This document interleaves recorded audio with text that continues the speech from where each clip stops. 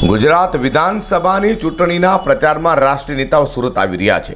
તે સુરતની hottest seat Varachha બેઠક પર આપના ઉમેદવાર પાસ નેતા અલ્પેશ કથિરિયાના પ્રચાર માટે આમ આદમી પાર્ટી આપના રાષ્ટ્રીય સંયોજક અને દિલ્હીના મુખ્યમંત્રી અરવિંદ કેજરીવાલે ભવ્ય રેલી યોજતા ભાજપમાં જે ફફડાટ જોવા મળ્યો છે। ગુજરાત વિધાનસભાની ચૂંટણીનો પ્રચાર હવે પૂરજોશમાં ચાલી રહ્યો છે, ત્યારે સુરતના નેતાઓની ફોજ રાષ્ટ્રીય પાર્ટીઓ દ્વારા ઉતારી દેવામાં આવી છે। ભાજપ, કોંગ્રેસ અને આપના રાષ્ટ્રીય નેતાઓ સુરતની મુલાકાતે આવી ભવ્ય સભાઓ ગજાવી રહ્યા છે।